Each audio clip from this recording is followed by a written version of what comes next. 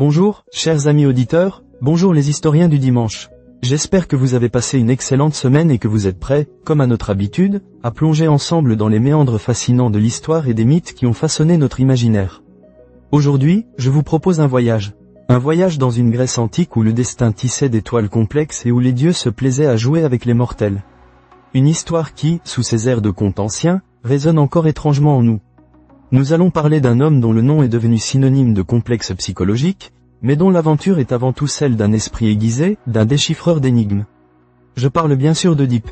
On connaît souvent la fin tragique d'Œdipe, cette destinée effroyable qui le lia à ses parents.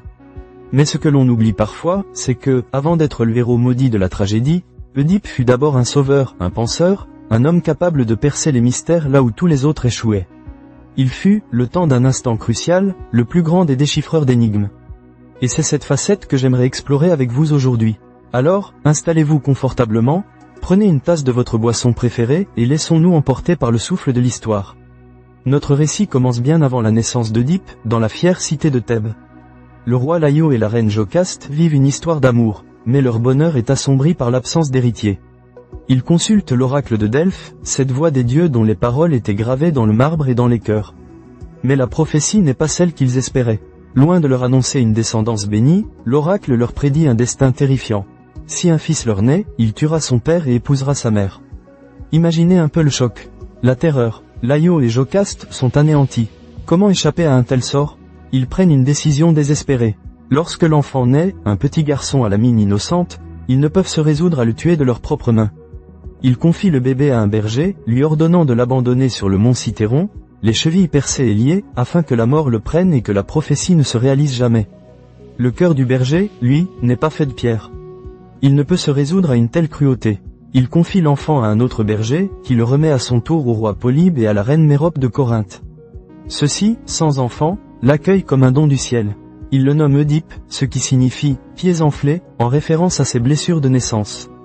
Œdipe grandit à Corinthe, entouré d'amour, ignorant toutes ses véritables origines. Il est un jeune homme intelligent, curieux, droit. Mais un jour, lors d'un banquet, un convive lui lance à la figure qu'il n'est pas le vrai fils de Polybe et Mérope. Cette insinuation le trouble profondément.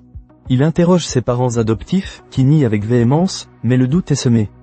Comme tous les jeunes gens inquiets de leur destin, Œdipe décide à son tour de consulter l'oracle de Delphes. Il veut connaître la vérité sur sa naissance. Mais l'oracle, fidèle à sa nature énigmatique, ne lui répond pas directement. Au lieu de cela, il lui répète la même prophétie glaçante qu'à Laïo et Jocaste. Tu tueras ton père et tu épouseras ta mère. Œdipe, horrifié, pense évidemment à Polybe et Mérope. Il ne peut concevoir une telle abomination. Pour échapper à son funeste destin, pour protéger ceux qu'il croit être ses parents, il prend une décision radicale, fuir Corinthe et ne jamais y revenir. C'est ainsi qu'il se met en route, seul, sur les chemins de la Grèce. Et c'est là que le destin, implacable, commence à tisser sa toile. Au cours de son voyage, sur une route étroite où trois chemins se rencontrent, Œdipe croise une calèche royale. Le vieil homme qui la conduit, arrogant et irascible, refuse de lui céder le passage. Une dispute éclate, les coups pleuvent. Dans la fureur du combat, Œdipe, jeune et vigoureux, tue le vieil homme et sa suite, ne laissant qu'un unique survivant. Il ne le sait pas encore, bien sûr, mais ce vieil homme n'était autre que Laïo, son père biologique. La première partie de la prophétie venait de se réaliser. Œdipe poursuit sa route, l'esprit encore embrumé par l'affrontement. Il arrive enfin aux portes de Thèbes, la cité qu'il a quittée bébé, sans le savoir. Mais Thèbes n'est plus la ville prospère qu'elle était. Une terrible menace pèse sur ses habitants. Une créature monstrueuse, la Sphinx, s'est installée sur un rocher à l'entrée de la ville. Mi-femme, mi-lionne, avec des ailes d'oiseau de proie, elle terrorise les Thébains. À tous ceux qui osent passer, elle pose une énigme. Ceux qui ne la résolvent pas sont dévorés sans pitié. De nombreux braves, de nombreux sages, ont tenté leur chance, mais tous ont échoué. Le découragement ronge la cité. Le roi Laïo avait lui-même quitté la ville pour consulter l'oracle sur cette calamité. Et c'est en chemin qu'il a croisé Œdipe. La ville de Thèbes est à l'agonie. Créon, le frère de Jocaste, a proclamé que quiconque réussirait à se débarrasser de la Sphinx recevrait la main de la reine veuve, Jocaste, et le trône de Thèbes. C'est là qu'Œdipe entre en scène, non plus comme un fugitif, mais comme un homme face à un défi intellectuel. Il ne recule pas devant la créature. Il s'avance, le regard déterminé. La Sphinx, avec sa voix rauque et son regard perçant, lui pose sa terrible question. Quel être, pourvu d'une seule voix, a d'abord 4 pattes le matin, puis 2 le midi, et enfin 3 le soir? Le silence tombe sur la foule des Thébains, venus assister, terrifiés, à cette scène maintes fois répétée. Ils retiennent leur souffle, s'attendant à voir ce jeune étranger connaître le même sort que tant d'autres. Mais Oedipe, lui, ne semble pas troublé. Il réfléchit, ses yeux fixés sur la créature, son esprit travaillant à toute vitesse, assemblant les pièces du puzzle. Et puis, la réponse jaillit, simple et lumineuse, comme une évidence. C'est l'homme. Un murmure parcourt la foule. La Sphinx, elle, est sidérée. Personne n'avait jamais trouvé la solution.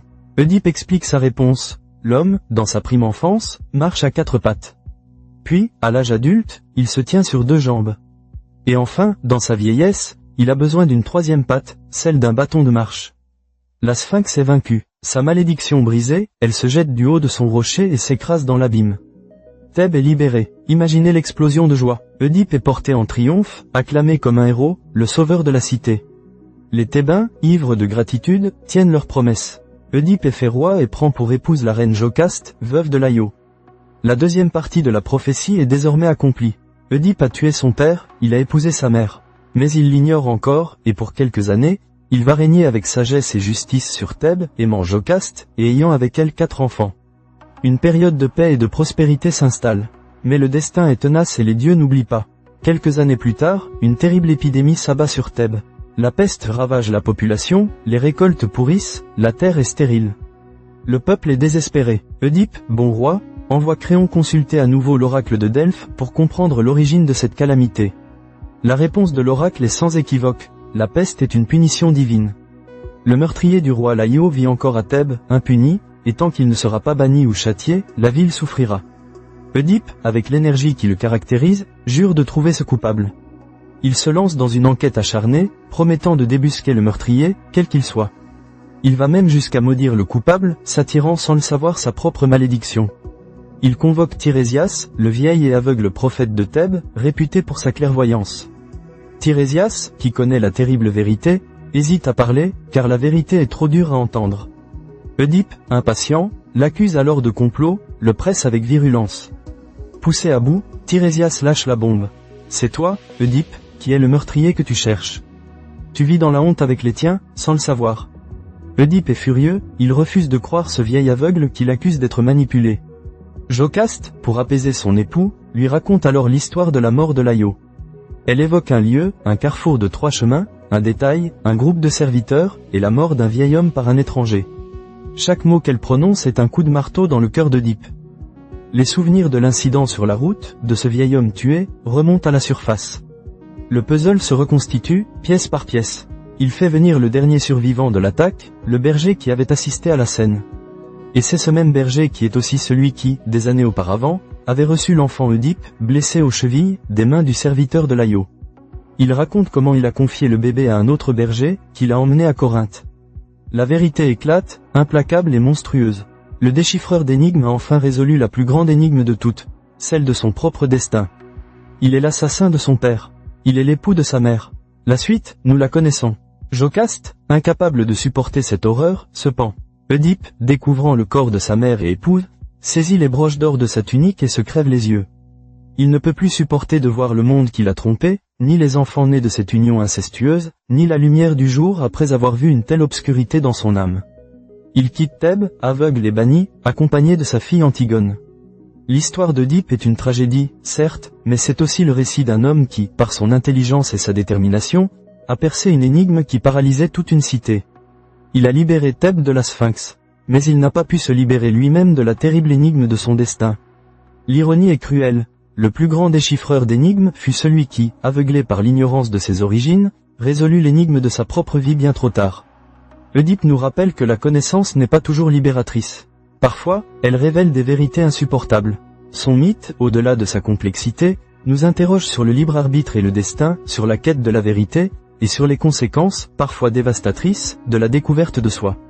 Voilà, chers amis historiens du dimanche, l'histoire d'Oedipe, le déchiffreur d'énigmes. Une histoire qui, des millénaires après avoir été racontée, continue de nous fasciner et de nous faire réfléchir. J'espère que ce voyage dans la Grèce antique vous a plu. Je vous donne rendez-vous la semaine prochaine pour une nouvelle plongée dans l'histoire.